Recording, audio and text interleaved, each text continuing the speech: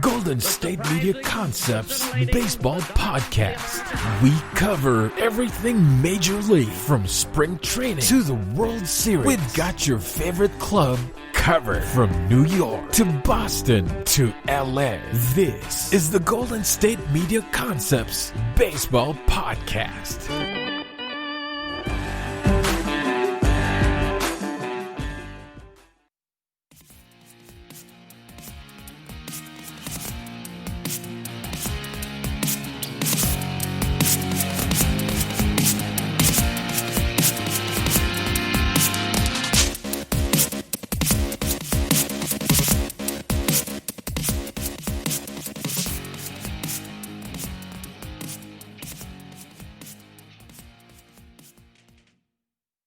All right, thank you all for tuning in to the GSMC Baseball Podcast, brought to you by the GSMC Podcast Network. I am your host, Evan Worley.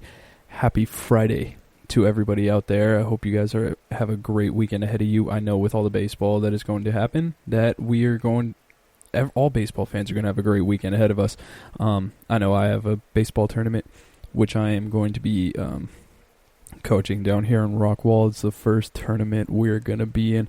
Hopefully it goes through. The last few have been canceled for various reasons, such as like having a lack of teams, or due to weather, because it doesn't ever rain out here, and when it does, if you spit on the field, it floods it a little bit. So hopefully that's going to be good. But I am in an incredible mood right now because I'm recording. It is Thursday. It is 2:15 Central Time, and my Atlanta Braves have just won their first playoff series since I started watching baseball in 2001. Let that sink in. I am 25 years old. 25 years old. And the last time that my team won a playoff series, I was 6, and they weren't even my team yet. And I finally just saw it take place. And if there's one thing that I want all of you to, kind of realize, just if you could take it from listening to me talk on this show, and, anytime, like, anything in sports gets brought up, is that history repeats itself.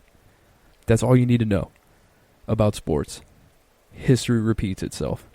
I read a lot of books about sports, about the history of sports. I read, like, if there's one subject in school that I liked way more than the others, it was history. Basically all I've ever cared about is sports my entire life, so adding sports and history to that. But history always repeats itself. I don't care what anybody says. Look at the Miami Marlins. The Miami Marlins were not a great team, no, by any stretch of the imagination, but they are undefeated in playoff series in their history. In their entire history, they've never once lost a playoff series. And, you look at it now, you didn't expect them to lose to the Cubs. You might have expected them to win one game, but you didn't expect them to beat the Cubs at all. And they manhandled the Cubs in Game 1. Granted, Game 2 got postponed today, so it's going to be going tomorrow when this is out. But if they move on and they're undefeated again and they take down the Cubs, history always tends to repeat itself. It's absolutely insane. I'm currently watching the Oakland A's and the Chicago White Sox, which is a great series because I don't lose in either way. I love both of these teams. In the preseason, I picked the Oakland A's to win the AL West because I love the Oakland A's. I thought they were a great team. And the Chicago White Sox, I mean, 2 weeks ago when they were like as hot as they've been, I picked them to go all the way to the World Series. Now, do I still expect that to happen? Kinda. Yeah, they're on a slump right now. I expect them to win. But, whoever wins this game, I'm completely okay with it. So it's kind of a win-win for me. But what I was going to say, and this is, the Oakland A's are 0-9 in their last 9 winner-take-all games. that tells you something. History tends to repeat itself over and over again. Now they're not going to lose forever, but they're definitely at a disadvantage. I mean, it's the top of the first inning. Mike Fiers has had 13 pitches already, and there's 2 runners. You got Tim Anderson on third and Jose Abreu on second. Eloy Jimenez is up, who's probably going to launch an absolute missile. Well, he tried right there. That ball was at the numbers, and he just swung right over it. But, if there's one thing that you can take away from this playoff system is that history will always repeat itself. The Braves sucked. We absolutely were terrible in every playoff series I've watched since, they actually became my favorite team, I think in 04 or 05, I think. I can't stress this enough, but in the early 2010s, when we had that team with Jason Hayward and Justin Upton and Freddie Freeman was still a young guy, we still had Chipper Jones, they were always at the top of the league. Top of the league in homers, top of the league in runs driven in. The offense was insane. And the pitching was good. It was, good for what it was, but it wasn't anything stellar. We had Chris Medlin and Julio Teheran as our number 1 and number 2 guys, and we would go in and we would be the number 1 team heading into the postseason, and, we'd have all that momentum and people would be like, oh, can this offense even be stopped? Then, we'd face the wild card team, which was always the San Francisco Giants, and we'd be out. We'd get swept. We would just absolutely get, dominated every single time, and we couldn't touch a ball. And what I mean by that is, what I mean by this whole speech is, we still couldn't touch the ball. It took 13 innings and the Reds blowing 4 or 5 opportunities for the Braves to actually move on and get that one hit that they needed. But it took them 13 innings. And then this game, in general, we had the 5th inning. Ronald Acuna hit the ball in the gap, and Austin Riley scored, luckily, with his bum hamstring. And then, when the 8th inning comes around, the Reds blew a ton of opportunities. And Marcell Ozuna connected on one, and then Adam Duvall also connected on one, thankfully, to, kind of break the game open and give him some, breathing room. But the one thing that I didn't realize until right now was that, the Braves are undefeated against the Cincinnati Reds in playoff series up until this point. So even when the Braves are just heavily outnumbered by the Reds, I'm probably not offensively, but pitching-wise, absolutely.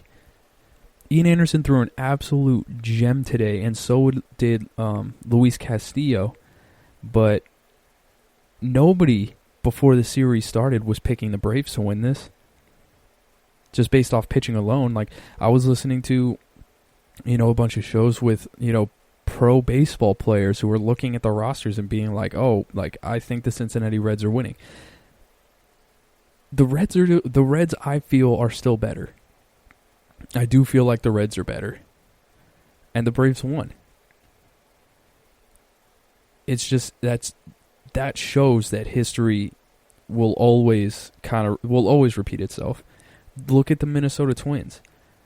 The Twins, I thought it was just going to be the Yankees. I thought once the Yankees come in, they're just going to, they're going to come in, they're going to wax them out of the playoffs, and then they missed the Yankees. They went on that hot streak to avoid the Yankees, and I was like, oh, that's all they need to do. Zach Greinke's a great pitcher, but I mean, come on, he's 37 years old, 17 years in the league. He's pumping 87 against these guys who just tear up fastballs. This is a lineup that just rakes fastballs. And they could not do a single thing against Zach Greinke. And then they had, in Game 2, they didn't have anything happen for them there either. The Twins are a better team this year than the Houston Astros.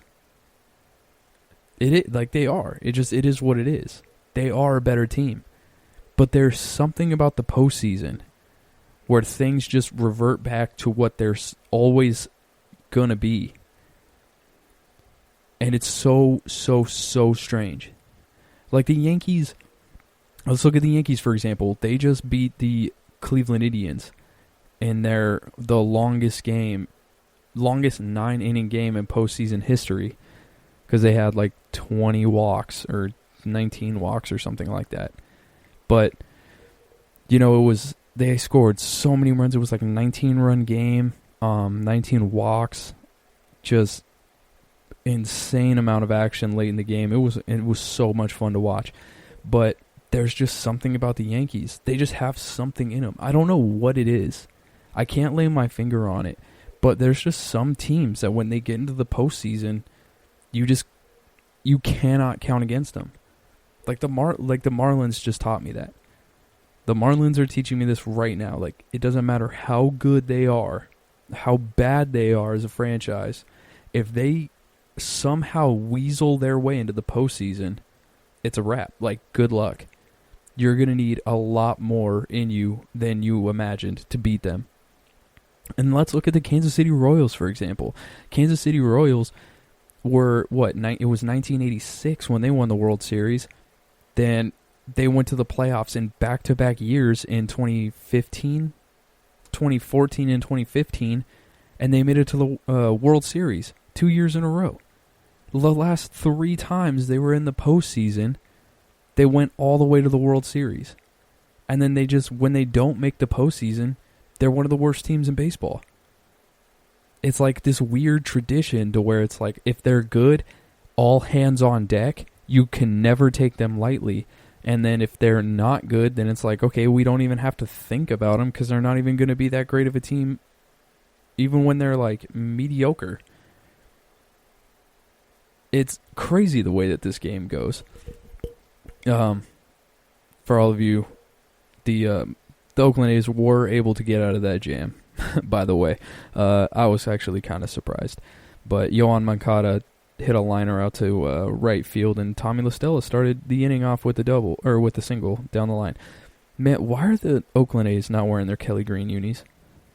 They wore them in Game 2, but like, just go to the full Kelly Green. Don't even wear white anymore. The Kelly Green should be the home forever. It just looks so clean. Oh my God, I love that look. But anyways, like, we've had so much they're just it's just completely repeating itself over and over again. And I get that I'm like repeating myself over and over again, but I honestly don't care. Like, it's insane. It's absolutely crazy. Let's go to the postseason. Let's see. Do they have the postseason schedule? Yeah, they do. Okay, so we got right now our next series. We have the Tampa Bay Rays, who I'm kind of bummed they won, to be completely honest. Like, I kind of wanted the Blue Jays to come out and win. I didn't expect the Blue Jays to win, but I kind of wanted them to. The Yankees, they topped the Cleveland Indians. I actually thought the Indians were going to take Game 2, but once again, there's something about those pinstripes, man. There's something about those Yankees that when they make it to the postseason, doesn't matter how hurt they are, doesn't matter how banged up their pitching staff is, it doesn't matter how banged up their superstars are, it does not matter at all. Never count them out. And then another thing about history repeating itself, let's look at the San Diego Padres. The San Diego Padres have not been in since 2006, but the last time that they came in, they lost to the wild card. Remember, they won the division, and they lost to the wild card St. Louis Cardinals. The St. Louis Cardinals, I get, are the 5th seed, but once again, this would have been the wild card right here. They would have been the wild card team.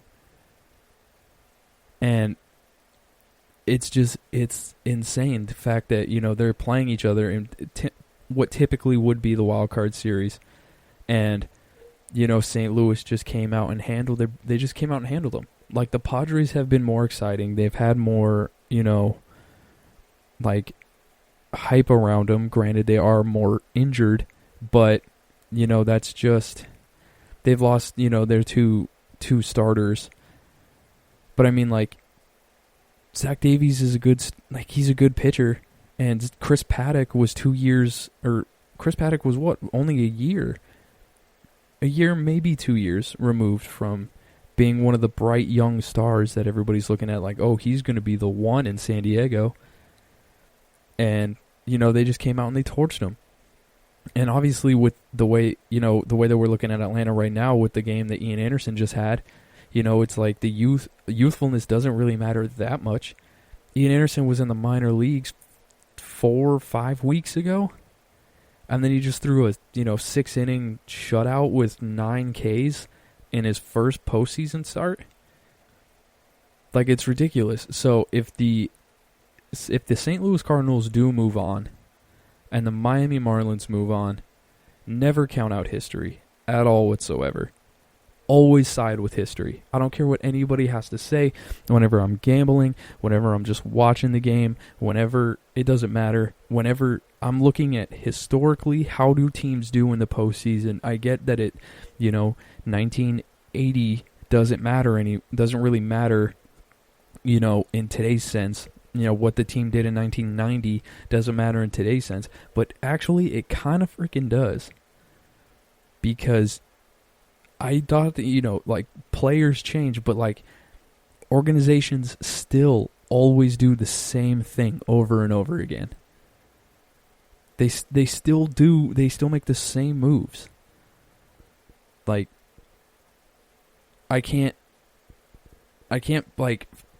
don't even know how to explain it.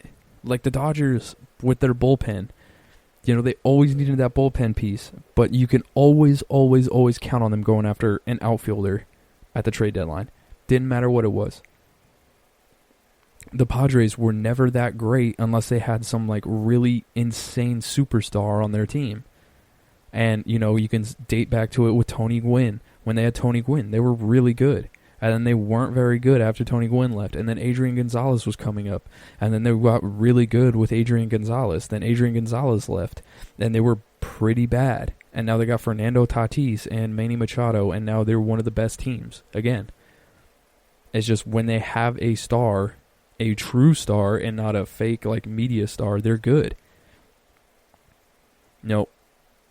All I can take from this rant, always side with history. Rant over. I think I went a little bit too long, but I don't really care. I'm excited.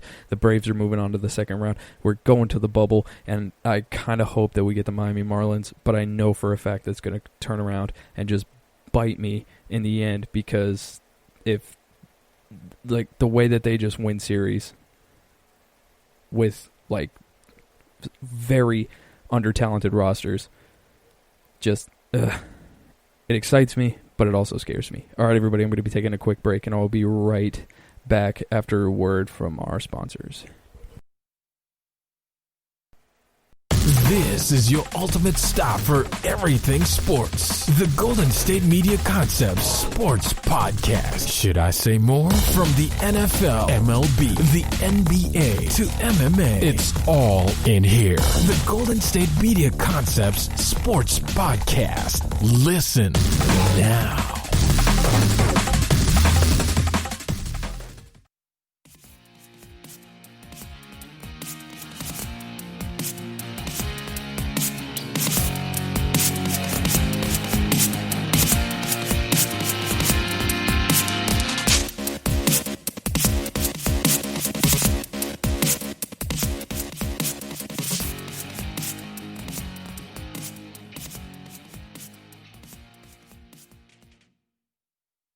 All right, everybody, I am back, and what I'm going to do with this segment is I want to talk just a little bit more about my Atlanta Braves.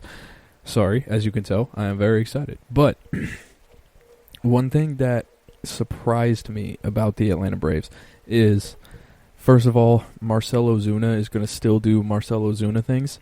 If anybody watched the 2019 playoffs, I think if it wasn't for Ozuna and Yadier Molina, I think we would have won the series, because Marcell Ozuna was just killing us in every aspect of the game. He killed us so often.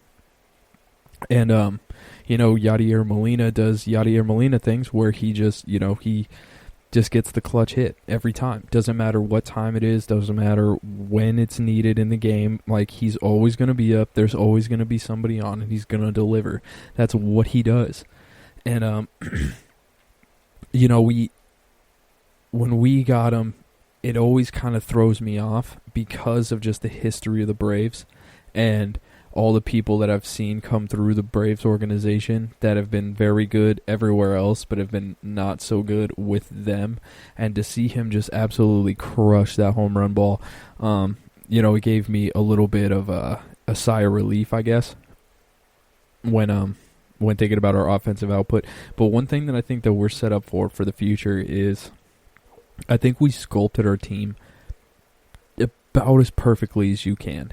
I think the one thing that's going to hold this team back is that this team is set up to be a World Series contender. If we could just switch out Mike Soroka with, Kyle Wright, so we can have Soroka, Fried, and Ian Anderson being our top three pitchers, and we just had them and an entire bullpen at our disposal, we would be set up perfectly for the World Series. Because, that's normally what teams do. Like, it's a 3-man rotation, and, you throw a little bit shorter of games, and the bullpen comes in, and you ride that bullpen all the way to the World Series.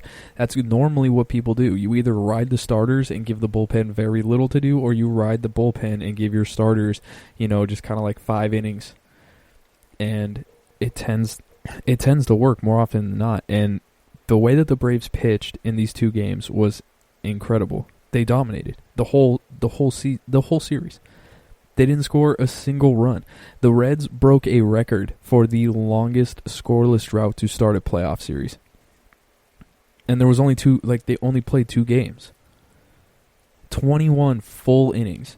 22 full innings. Sorry, because we went 13 innings and then 9 innings. Yeah, so 22 full innings without scoring a single run. The Reds got 11 hits in game 1, but 10 of them were singles and 1 was a double. They K'd 16 times in 13 innings. Granted, the Braves K'd more, but, they were still able to overcome. They were still able to get over the hump. And then in game 2, they kind of broke free. It wasn't like a consecutive thing. It was just, they're facing the Cy Young Award winner. Well, he hasn't been officially named the Cy Young Award winner, but we can all pretty much agree that Trevor Bauer won the Cy Young this year. And, with that, you had Max Fried going in, and he just dominated the game and went toe-to-toe with probably the best pitcher in the NL this year. Just toe-to-toe, was unfazed. He is much younger, and he was, just poised. Makes me think we probably should have started him in last year's playoffs. I wanted him to do that. They didn't do that, and it looks like, he came out going, you should have started me last year. You should have put me in instead of Fulton Edwidge. And here's why. And just shoved the entire game. And then, let's fast forward to game 2. Game 2, Ian Anderson killed him. He K'd 9 in 6 innings. He allowed 2 hits. Both of them were singles. And the bullpen was incredible. The Reds' offense was 8 for 73 in the 2 games. 8 for 73. That is a 110 batting average. Their 5 walks and 1 hit batsman gave them a .177 on-base percentage. Their slugging percentage didn't even crack 200. Now, we can all overreact saying that is a 2-game sample size. You're overreacting, blase blah, but still, it doesn't matter. This is the postseason. Anything could happen. Absolutely anything could happen. We've seen a team that was down to their last strike twice in one series come back and win the World Series. It's just it's insane. It's insane to think about.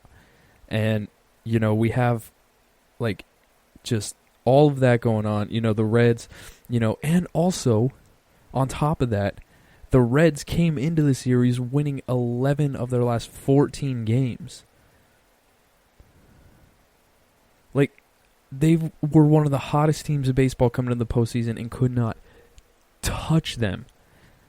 And it was basically 2 big starts. I'll give them that. 100% huge starts. Cannot take anything away from them. That's 13 innings of masterful baseball from our starting rotation. But that's a whole nother 9 innings strictly by the bullpen that the Cincinnati Reds could not figure out. They couldn't do it. They absolutely couldn't do it. Which is why I think that they're better prepped for the postseason. They got the monkey off their back. 100% they got the monkey off their back. They can just kind of exhale and go out and play. Which makes the Braves a very dangerous team moving forward. Very dangerous. Oh no, what happened? Luis Robert went deep? What is happening here? What happened? No! Wait, why did it... Oh, did it sign me out of my Hulu? Good gracious. Hold on. I will be right back. I gotta go fix something real quick. Okay, I'm back. My computer randomly signed me out of my Hulu account right as Luis Robert took that ball 487. Not great timing, Hulu. Not great timing. But, back to the Atlanta Braves. Actually, we'll move on from the Atlanta Braves because I pretty much said all that needed to be said. We are prepped to just go further in the playoffs, and I'm ready. Let's talk about the A's really quick and their just inability to win the elimination games. So, like I just mentioned, they're down 1-0 because Luis Robert absolutely destroyed a baseball 487 feet. I can't wait to watch this replay really quick. You got Nick Madrigal on first. You got Tim Anderson batting. I wonder what it is about winner-take-all games that makes, the Oakland A's not very good, because the last winner-take-all game I remember watching them in was actually the first wild card game with when they were playing the Kansas City Royals. Ooh, base knock by Tim Anderson. And does Madrigal score? Oh, they should have sent him. They held Madrigal up at third. Damn, that would have been a really good play. But yeah, that was like the last winner-take-all game I remember them playing was that wild card game against the Royals, and the Royals just had clutch hit after clutch hit. Like, they even threw out John Lester. Like, I remember they threw out John Lester thinking, like, oh, you got big game John Lester coming in. Like, the Kansas City Royals don't stand a chance. And they did it. They came out and they won, and it was probably one of the most exciting games I'd ever watched. And, it's like, ever since, and from what I'm reading, it was like, ever since Billy Beane came in for the Oakland A's, they've never won an elimination game. Well, not an elimination game, but they've never won a winner-take-all game. It's weird how that worked out.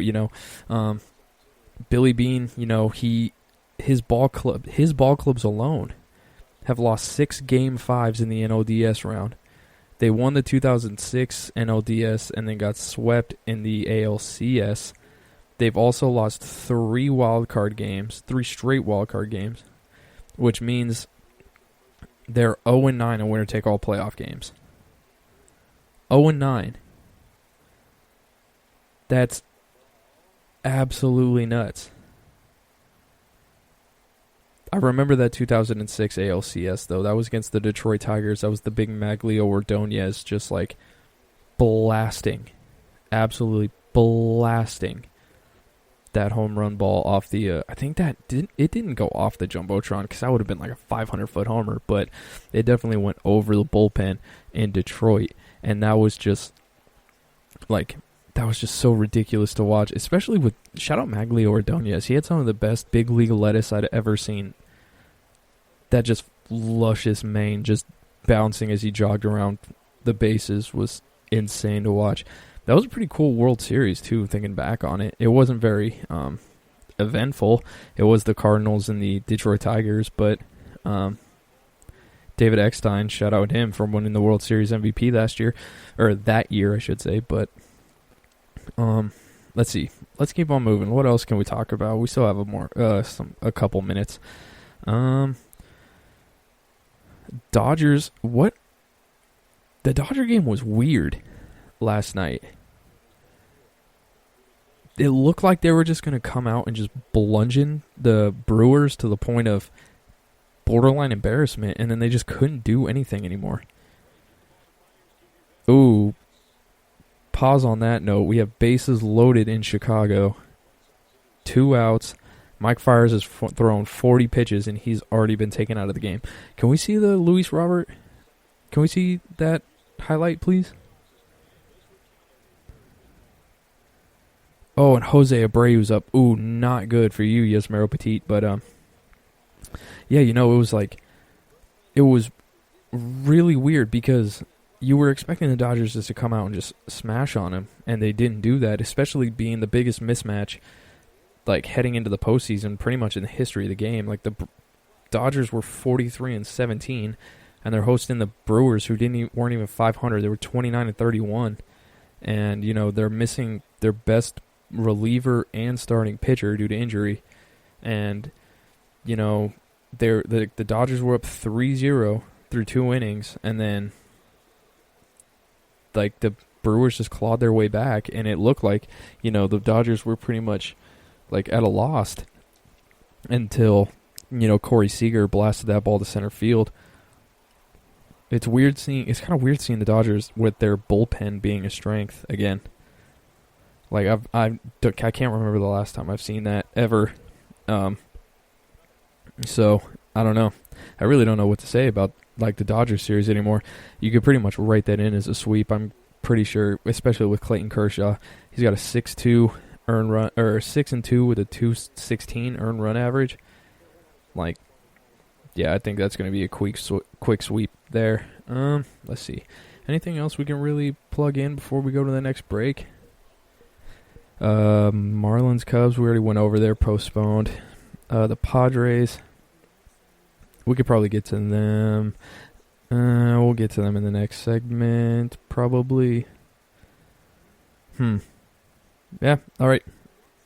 I think I've stressed everything I can for right now. I will be taking a quick break, and I will be right back with our next segment. Tired of searching the vast jungle of podcasts? Now listen close and hear this out. There's a podcast network that covers just about everything that you've been searching. Hey! The Golden State Media Concepts Podcast Network is here. Nothing less than a podcast bliss with endless hours of podcast coverage. From news, sports, music, fashion, cooking, entertainment, fantasy, football, and so much more. So stop lurking around and go straight out to the Golden State Media Concepts Podcast Network. Guaranteed to fill that podcast itch. Whatever it may be. Visit us at www.gsmcpodcast.com. Follow us on Facebook and Twitter, and download us on iTunes, SoundCloud, and Google Play.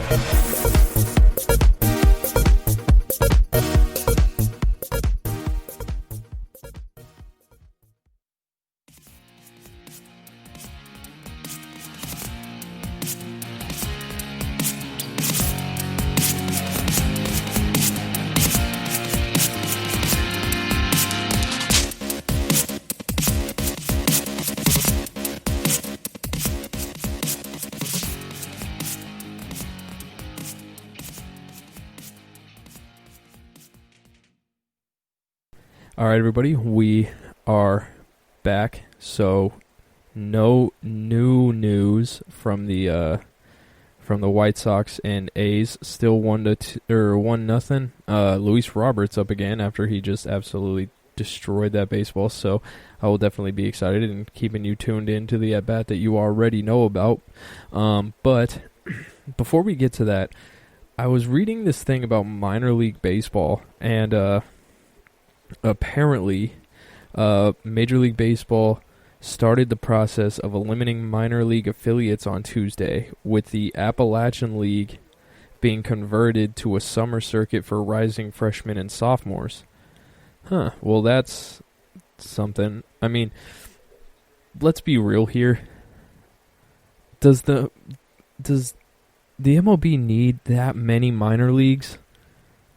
We have AA, we have AAA, AA, single A. We have like Mexico League. We have, high A. We got low A. Like, there's so many different leagues full of players that is just straight for development. And why do we need that much? We really don't. I mean, it's good for, like, I would say people such as, me or you, I guess, who are, kind of the lower level guys who just love baseball, and, the people who want to work in baseball. It creates more jobs. And to be fair, from everything that I've been affiliated with, minor league baseball is more fun to work for than the MLB. The MLB is very structured and varied, like, by the books, and you have to do it a certain way because they've been doing it a certain way for so long. And the one thing that I've heard about minor league baseball and independent league baseball is you can toy around a little bit more. You can have a lot more fun. I know the St. Paul Saints, there were nights where they had food fights during the 7th inning stretch, just to kind of incorporate some new, some lively, some to bring the fans back, since it's minor league, it's independent leagues. It's not even the minors. The players are just there because they just want to have fun and play baseball again. Most of you, if you watch like MLB Network, and like Intentional Talk, Kevin Millar played for the St. Paul Saints, and in his first at-bat in like 10, 12 years, he hit a bomb out, just completely crushed it. And if anybody's, remembers seeing that video, that was the St. Paul Saints, so that might ring a bell to you. But yeah, it looked like it was a lot of fun. And but besides that, like, how many people really, really use those leagues and come through them and are really a part of the top, like the cream of the crop players? I would like to see those numbers. What is the rate of minor leaguers that start off in low A that go all the way to the big leagues? Probably not many. And even then, they probably could have started off a little higher. I don't know. It just makes the MLB more, like, efficient, and they just have to try harder to scout people. Because we shouldn't have, like, realistically, with a 40-man roster, nobody should have, like, why do we have, like, what is the MLB draft? It's like 50 or 60 rounds. Why do we have more rounds than people, like, than, players on a roster? It doesn't make any sense to me. I understand why they would do all this stuff, so I'm not, like, freaking out about it or anything like that, but I always was confused on why they had so many. Let's see. Many teams from the Pioneer League and the New York Penn League are likely to become a part of college summer leagues. Ooh, that's kind of nice. MLB and USA Baseball said that the Appalachian League will become a part of its process development pipeline, and that 320 players will be invited to play next year. Ooh, technology for evaluation such as TrackMan will be installed, and former big leaguers will likely be among the instructors. Okay, so they're turning these leagues, instead of, like minor league systems, they will turn them into just like competitive summer teams, which is great. Do more of that, because like I said, we don't need to tempt more high school kids who will never get a chance to touch the big leagues, like just tempt them with like 20 grand and get them out of college, like when they have the opportunity to go play at a decent college and really develop. Now that's more more likely their fault at the end of the day. But, so there's some news there. Let's see. Let's check back in on this game. We got a couple runs in. So Chicago up 3-0. I saw Luis Robert hit a liner up center field. No one scored on that, though. So it looks like I missed it. Is that? No? Oh, yeah. Nomar Mazara is at second base, so he must have got a 2-run double there. I miss everything. Dang it. I need a bigger, laptop screen. Okay, yeah, this is what I was going to do. Lost my train of thought there. So, good news. Good news for baseball. Good news for, I think America at this point. I just think this is just great news. So, the major leagues, they announced that it will allow 11,500 fans in the stands for the NLCS and the World Series. And I'm loving it. I get that it's not going to have the same feel of, just crowd noise, and it's not going to, quote-unquote, feel like the World Series. But let's just write it off. I'm down to write it off. I'm down to just take the lumps and have, not the biggest, rowdiest World Series we have ever seen, and just try and take our steps to get back to normal. With this, I feel like it's a step towards normal. I mean, the NFL has done it. They've done a good job. The NBA's not done it, but then again, they committed so hard to the bubble that, they're not going to back out on it now just for the NBA Finals, and they found a way to, incorporate, the virtual seats so they could still technically sell tickets to it. But, I don't know. I'm loving this. I really am. I wonder how much the tickets are going to go for. That's probably a great. Let's do a little checking right here. World Series tickets. Do they have them on StubHub? Do they got them? MLB.com tickets for to go on sale. That was 19 hours ago. Are they on sale now? Let's see. They will go on sale. Tickets for all 7 games of each series goes on sale Tuesday, October 6th. Okay, so I won't be able to check that out until this time next week. Because, as you all know, I record on Mondays. But, yeah, it's definitely something that I'm going to want to check out. Because if you get to go see these games for a reasonable price, I think that will be a huge win for the MLB, especially with, how scared some people are. Some people aren't scared. I'm more in the not really scared phase. And with the new stadium, the new stadium can fit 40,000, I think. Maybe more, probably more than 40,000. But if you're only fitting 11,000 people in the stadium, you can get a lot of space in between everybody.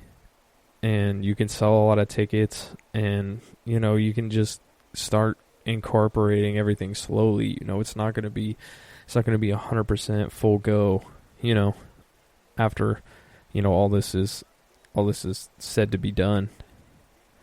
It's just not. We got to start moving slowly, and with the NCAA, they've had some fans in some stadiums, and everything seems to be going okay. The NFL's had fans in some stadiums, and everything seems to be going okay, minus the Tennessee Titans, but that was more of a player thing than anybody in the stands. So I mean, I'm with it. I'm so with it. Let's see. A total of 10,550 fans will be seated in the bowl, and an additional 950 fans per permitted in the suites. Oh, so you can get a suite too. Heck yeah. So basically, I was right. I was so right. The Globe Life Field is 40,300 seat capacity. Yes, sir. Okay, so that's a 40,000 seat stadium. You got 11,500, so it's roughly 28.5%. That's not bad. That's not bad at all. 28% of the stadium filled. That's really reasonable. I'm all for this. This seems awesome. Tickets will be sold in groups of 4 or pods, quote unquote, as the press release calls them. And those quartets will be spread throughout the ballpark, honoring social distancing measures. There we go. We can have our cake and eat it too. I'm so with this. This is great. Mask wearing will be mandatory unless fans are eating or drinking in their seats. Hand sanitizing stations will be available throughout the park. Yes. Heck yes. I am so excited. Fans back in the stadium. Let's do it. Let's see. So, including holding 3 postseason rounds. Okay, so it's only Globe Life Park in Arlington that's agreed to this. Houston, it doesn't say that Houston's agreed to it yet. But California definitely hasn't, because California is really uptight about it because, I mean, they didn't really handle it that well the first go around. So, I mean, hey, I don't really blame them. But, yeah, this is awesome. This is awesome. I'm sure Houston's going to be next, especially since, they're in Texas. Like the southern part of Texas, sure, but they're still in Texas. So I could see them, going at it and getting some people in the stands. I think that would be great. Don't expect it for the ALCS, though, in San Diego and Los Angeles. Don't expect it at all. Let's see. Yeah, that's pretty much all I have to talk about right now.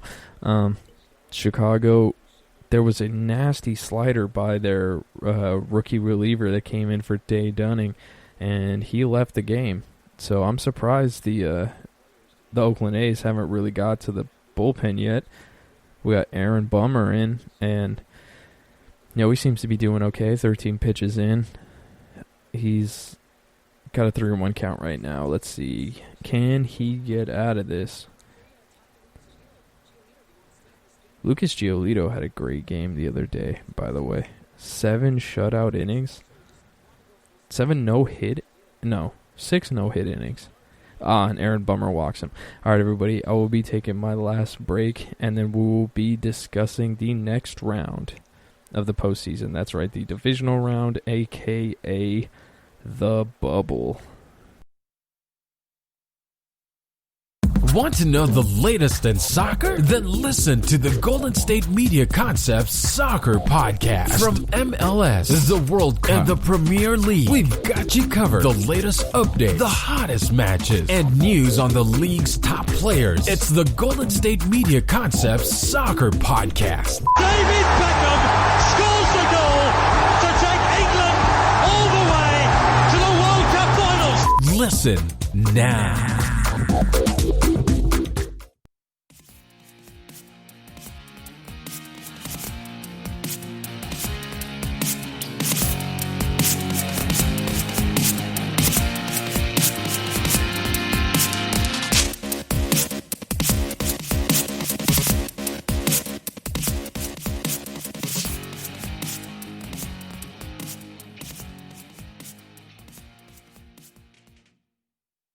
All right, everybody, and we are back. So,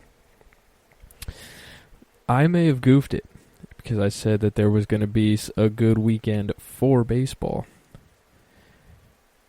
Joke's on us. Saturday there was no games. Sunday there were no games. Well, Saturday there might be a game, depending if the Cubs win Game 2 tomorrow. But it looks like Friday is Game 2 of the Marlins-Cubs, Game 3 of the Brewers-Dodgers, which isn't happening, and then Game 3 of the Cardinals and Padres, which is hopefully happening. So we could have 2 games. Well, who am I kidding? We could have 3 games, but I would never bet on the Brewers to beat the Dodgers. So, more than likely having 2 games. Let's see. So, Saturday comes around. We have maybe 1 game.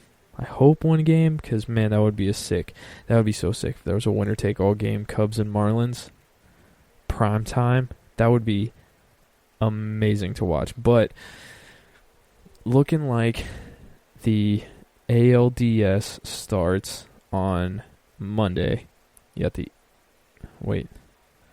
Oh, okay.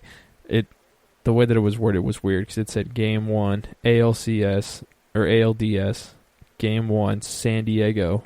I was like, skirt?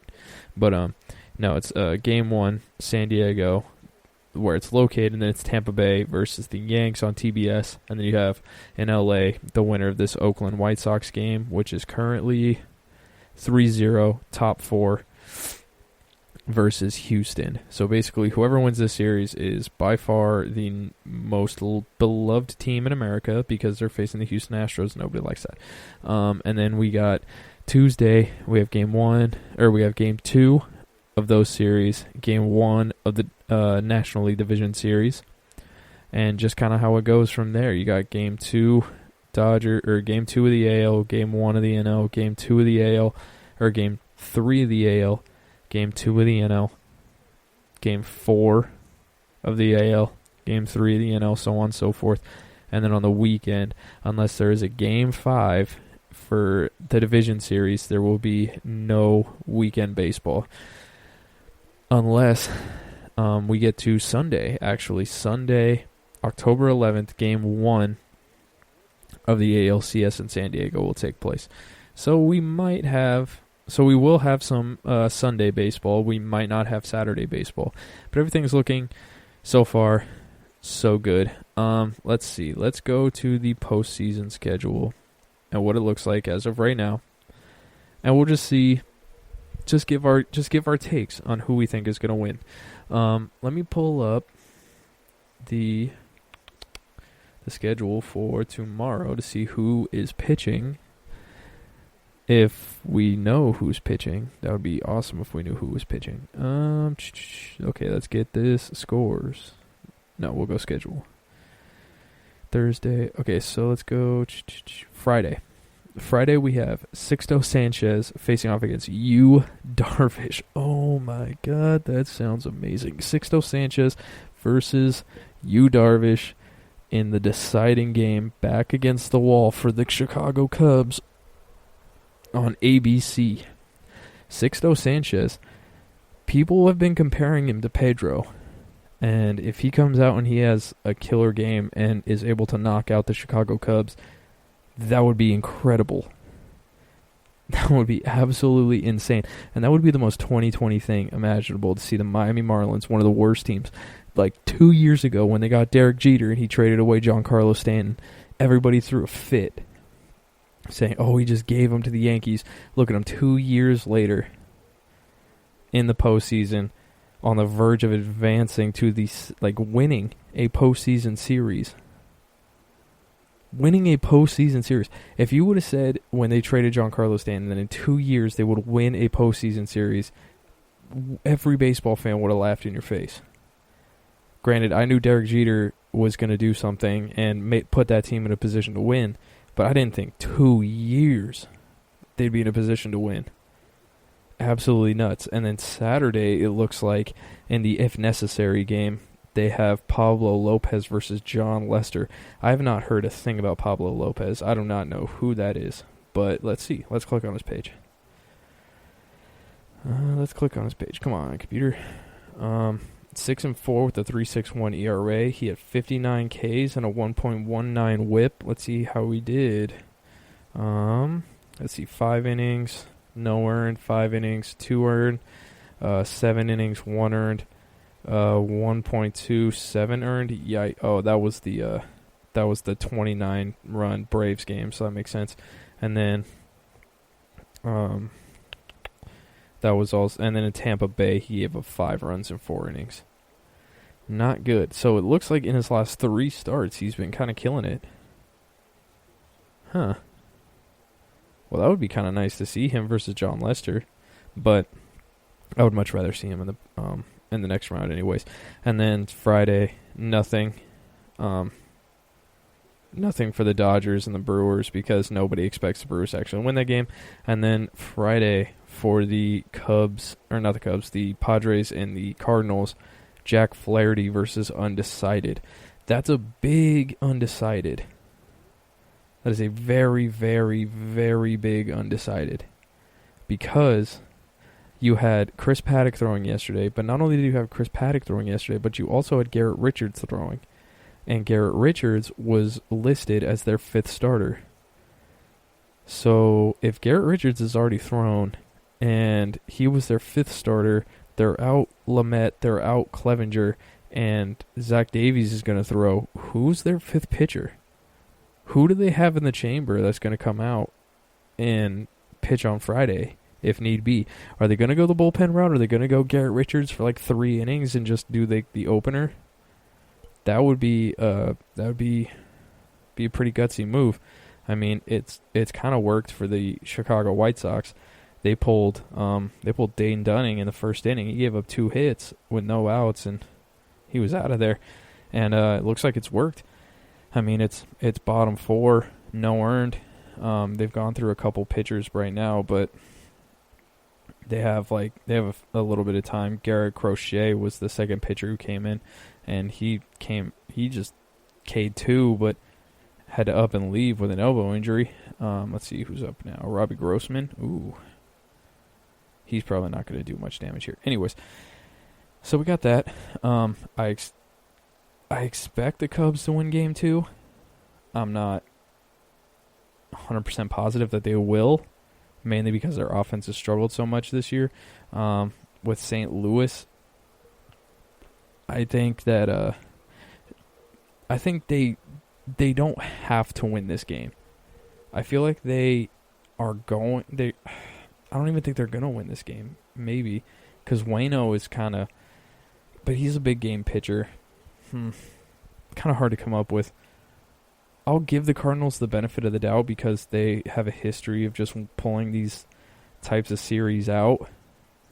But I think they might end up. I'm just gonna give it to the Padres today, just because I want to root for them and I want to see them play the game tomorrow with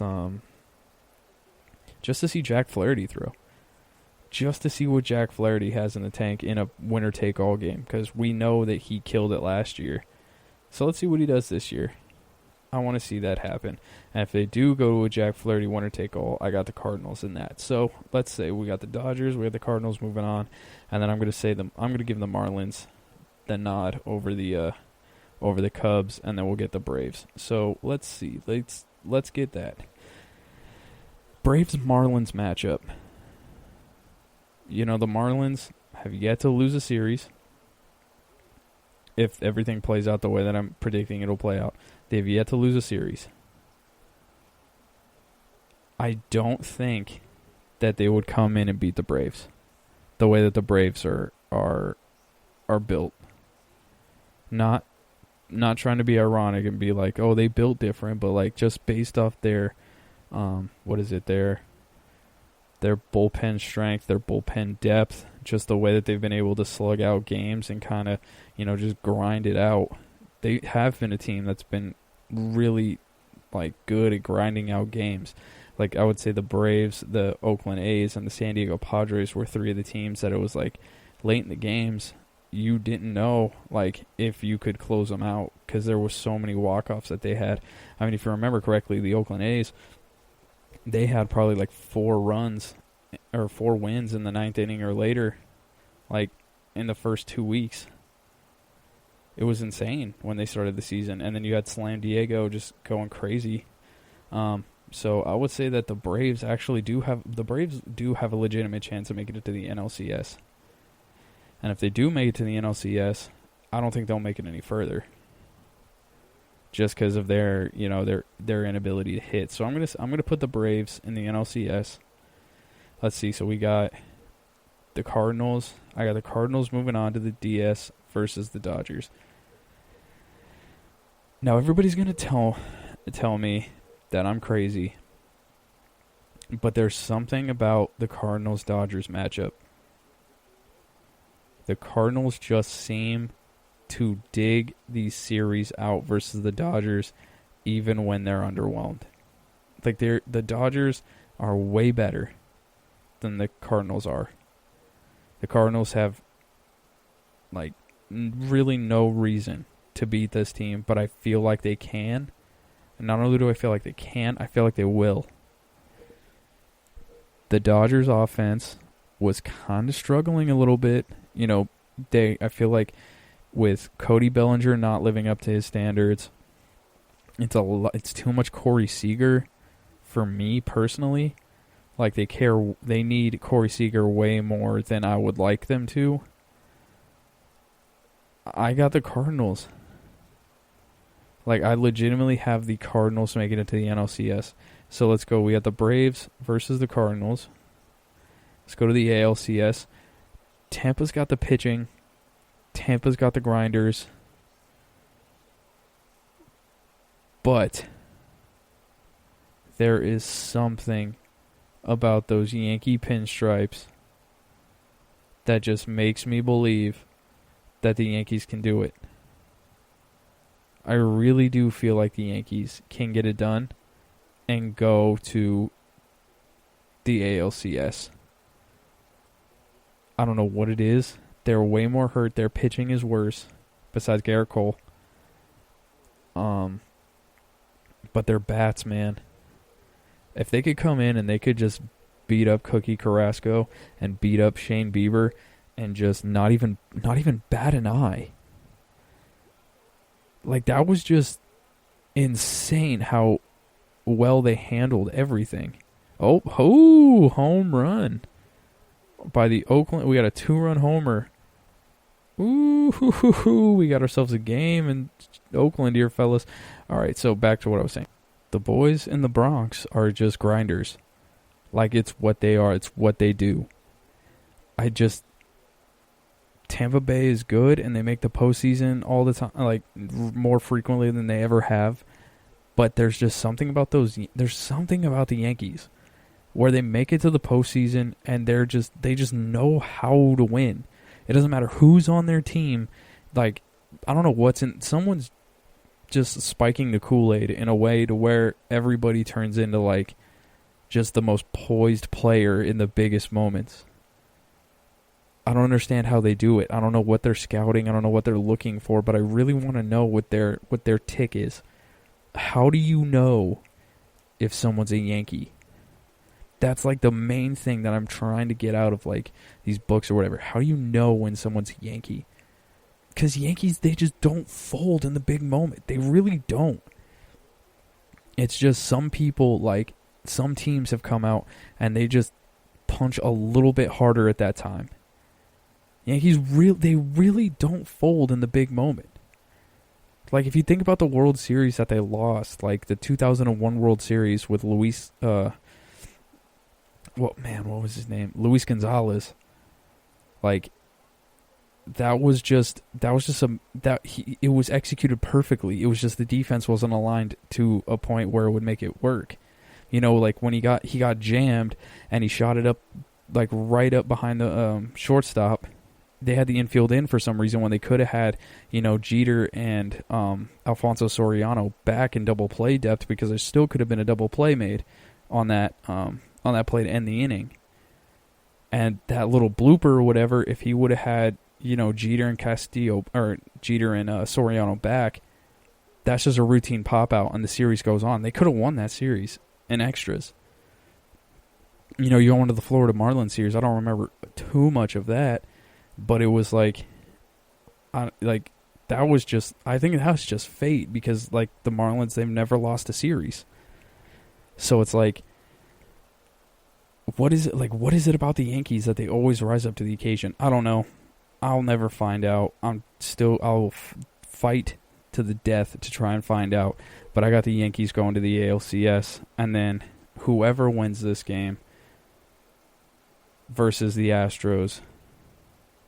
That's a huge series.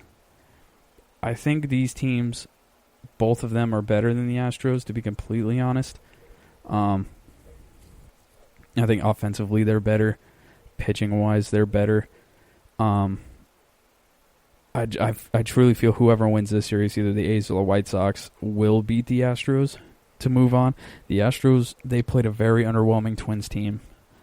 This team will not disappoint. Whoever they play will not disappoint. They will not be, like suckers and be, just cursed in the playoffs. I feel like whoever wins this game that's currently on right now will make it past the Astros to the ALCS. And that being said, everybody, that is our show. I would like to thank everybody for listening to the GSMC Baseball Podcast, brought to you by the GSMC Podcast Network. I would like to ask you to please remember to subscribe to the show and write a nice review, because that really helps us. And if you can follow us on Facebook, Twitter, and Instagram, you can follow me on Instagram at EvanWorley23. You can play me in Tap Baseball if you're bored. My nickname is EvanWorley23. I will be back on Tuesday with a brand new episode. Enjoy your weekend, enjoy your families, and enjoy this playoff baseball. Thank you all. Have a great weekend. You've been listening to the Golden State Media Concepts Baseball Podcast, part of the Golden State Media Concepts Podcast Network. You can find this show and others like it at www.gsmcpodcast.com. Download our podcast on iTunes, Stitcher, SoundCloud, and Google Play. Just type in GSMC to find all the shows from the Golden State Media Concepts Podcast Network. From movies to music, from sports to entertainment, and even weird news. You can also follow us on Twitter and on Facebook. Thank you, and we hope you have enjoyed today's program.